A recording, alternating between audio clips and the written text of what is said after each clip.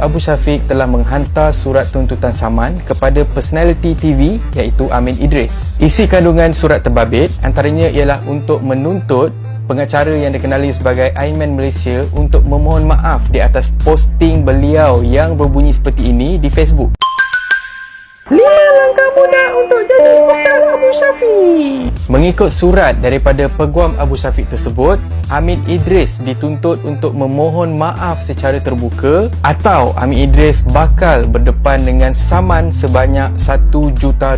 Jadi, majoriti antara korang mesti pernah tengok filem Avengers, betul? Jadi korang sendiri tahulah betapa degilnya Tony Stark, tapi dalam masa yang sama, he's a man with many plans. Jadi tak perlu menunggu sehingga 7 hari, Amin Idris tampil membalas surat peguam tersebut dan menyatakan keengganannya untuk meminta maaf. Kerana sebagai seorang pelajar jurusan undang-undang, Amin Idris tahu apa yang dibuat dan sebenarnya tujuan posting di Facebook tersebut diadakan adalah untuk memberi pengajaran kepada Abu Syafiq supaya tidak sesuka hati menghina dan mengkritik orang lain. Untuk info, Amin Idris telah membalas surat tuntutan daripada Peguam Abu Syafiq tersebut dalam masa kurang 24 jam dari tarikh surat tuntutan tersebut dikeluarkan. Dan sekarang dah pun lebih daripada 7 hari surat balas tersebut telah pun dihantar kepada Peguam Abu Syafiq. Namun sehingga kini tiada balasan daripada pihak Abu. Dah jadi debu ke?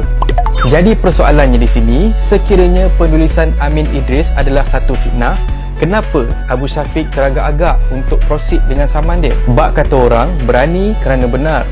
Kalau terbakar biar jadi abu. Macam kena juga. Jadi, apakah benar kenyataan daripada Abu bahawa dia tidak pernah kalah? Di dalam saya tak nampak betul. Apakah tujuan sebenar surat letter of demand yang dihantar kepada Amin Idris tersebut? Di dalam saya tak nampak betul. Setakat video ni dirakam, masih belum ada apa-apa berita daripada Abu Syafiq mahupun peguamnya. Jadi kita sama-sama nantikan. Cumanya untuk kali ni aku nak share dengan korang satu perkara yang mana perkara ni aku dah pernah share sebelum ni. Jujurnya, aku nak cakap dengan korang, aku geli, teramat geli untuk aku bercakap mengenai sebagai contoh jutawan kosmetik, penunggang agama, saudagar auta yang pernah aku highlight dalam channel aku. Jadi kenapa aku proceed? Kenapa aku tetap juga highlight pasal benda-benda ni semua? Sebabnya jenis-jenis manusia macam ni lah sebenarnya yang telah pun merosakkan image Islam dan juga Melayu di mata orang lain. Hingga ada yang berkata, bukankah Ustaz ialah gelaran untuk orang yang alim, yang baik budi pekerti, bersopan dan juga bijak. Tapi kenapa lain dengan yang viral ni? Kenapa hina kami, bangsa lain? Kenapa sampai nak hapuskan tulisan kami? Malah ada jutawan yang ambil kesempatan jual barang dengan ambil kesempatan dalam kesempitan. Guna agama, kononnya diruqyah produk mereka, dan ada pengasas yang mengaku bertemu dengan Nabi. Kalau tak ada sesiapa yang menyuarakan pendirian sebenar kita sebagai seorang Muslim, seorang Melayu dan seorang rakyat Malaysia, tak mustahil golongan macam ni akan lagi banyak dan merosakkan lagi image kita. Lagi sekali kat sini aku nak tegaskan, especially kepada kawan-kawan yang bukan Islam, pendirian Abu Syafiq bukan mencerminkan Islam dan tingkah lakunya bukan mencerminkan guru agama. Kami diajar untuk menghormati agama lain dan juga budaya bangsa lain, sebagaimana kami nak kamu semua untuk menghormati kami. Ada juga yang bertanya, kenapa kau sibuk? Sebab aku rakyat Malaysia. Aku tak nak golongan pengambil kesempatan fikir yang rakyat Malaysia ni senang dilembukan, dihina, lepas tu ambil langkah mudah, minta maaf ataupun akaun media sosial dihack. Lepas tu everything settle. Aku harap dengan info-info yang dah pun aku share, rakyat Malaysia akan bijak untuk menilai dan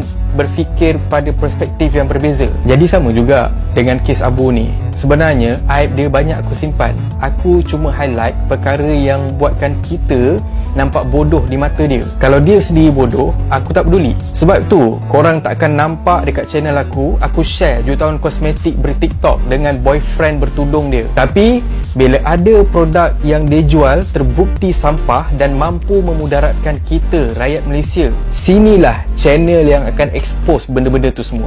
Aku harap korang clear, dan sesiapa yang bertanya dekat komen, tak kisah dekat video ni ataupun video-video seterusnya, kita pakat-pakat share video ni pada mereka supaya mereka tahu apa tujuan aku expose benda-benda macam ni. Kerana sekali lagi aku nak cakap, korang berkumpul dekat channel aku ni, jadi aku ada tanggungjawab untuk pastikan kawan-kawan aku yang berada di channel ni tak diperbodohkan dan tak ditipu dengan mudah. Itu tujuan kenapa channel ni diadakan. Tapi apa-apa pun, nyawa kita sendiri pun kita tak tahu expirednya bila. Jadi yang jahat tak semestinya kekal jahat, yang dibenci tak semestinya akan terus dibenci.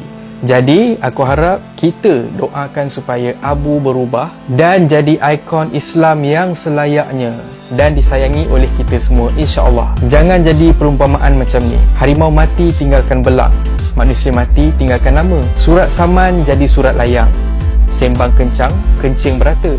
Kalau korang suka konten-konten yang ada dalam channel ni, please consider to subscribe, okay? So thank you very much for watching and have a nice day.